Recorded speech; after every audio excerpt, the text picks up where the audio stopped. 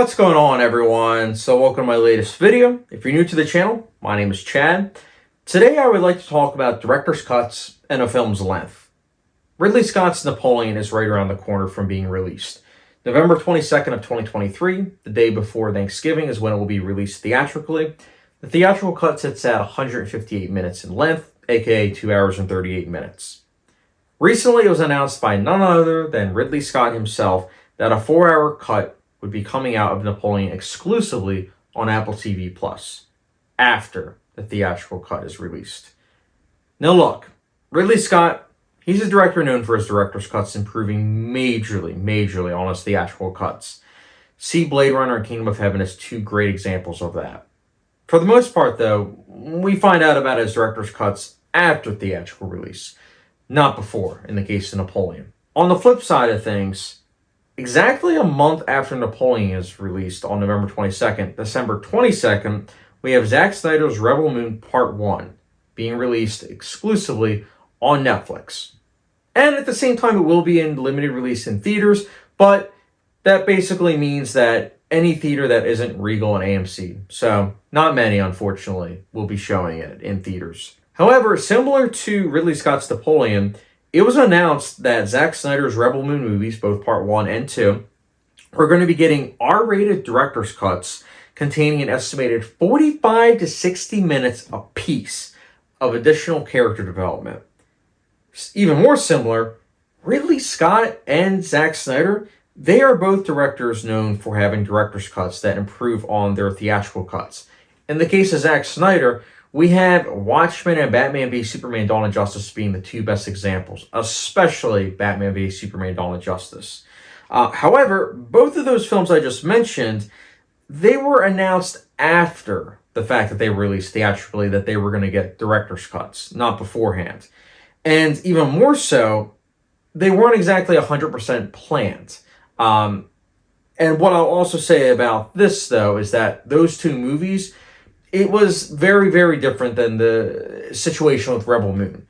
With Rebel Moon, both Part 1 and 2, they were planned in advance to have it where there's going to be two cuts that audiences are going to be able to choose from.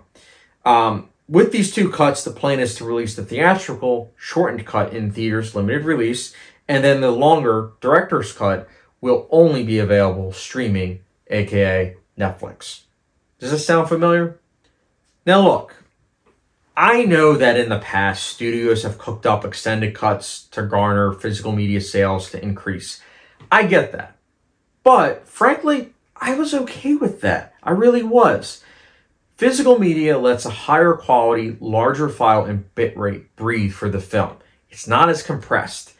I really can't say the same, though, about streaming, which is way more compressed. Napoleon Rebel Moon, they create a major dilemma for me personally as a viewer.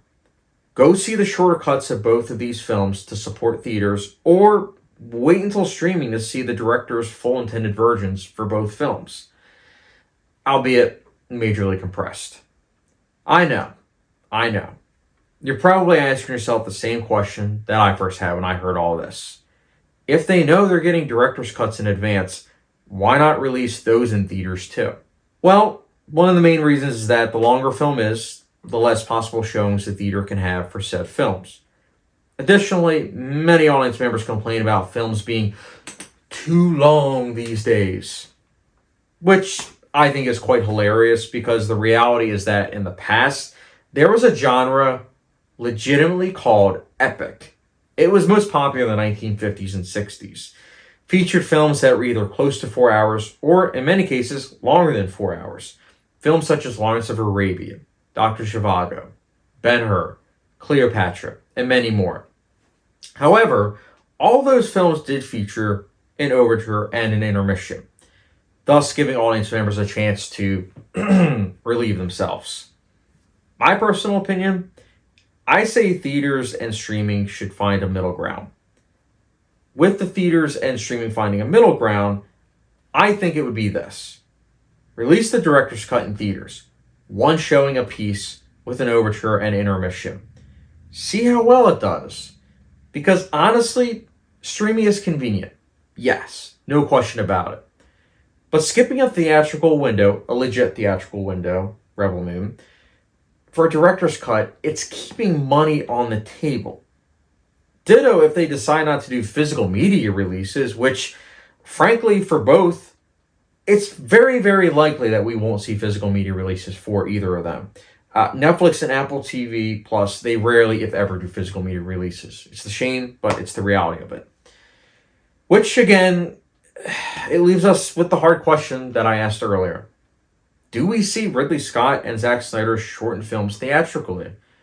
Or do we wait for both director's cuts streaming, where their full version of what they intended will be released? Do we see both of their works via theaters and streaming? Once a piece in theaters and then also on streaming? Or one or the other? Do I see Napoleon theaters and do I just wait for Rebel Moon to come out in terms of the director's cut? These are tough decisions, and I know that I'm not the only one out there that is asking these questions. Because, yes, I'm a physical media advocate, hardcore. But even more so, I'm a theatrical experience advocate. And I think that when you put these type of situations for film buffs, film critics, and just casual audiences, I don't think it's necessarily right. I am all about having multiple versions of something. I get that. I think that that can work because I'm sure that there are some people out there that, for example, Kingdom of Heaven, I'm sure there are some people out there that do like the shortened cut, even though the director's cut, in my opinion, is much better. But I don't like how they're going through this approach, both Apple and Netflix. I understand that it's one of those things where Netflix, this is nothing new. They've always been advocates for streaming. They're probably trying to release the theatrical experience. But for Apple TV to do this, to have it where they are saying, you know what, Ridley Scott, your full version, it's going to be just on streaming. It's not going to be in theaters. But then to say, Scorsese, your 3.5-hour film, Killers of the Flower Moon, it's going to be released theatrically. I don't think that that's something that is right. I understand that Ridley Scott and Martin Scorsese have two different directors, but it just goes to show that if you want your full vision to be showcased in theaters, then it seems like you have to be one of the best directors of all time, even though I would argue that Ridley Scott is a great director.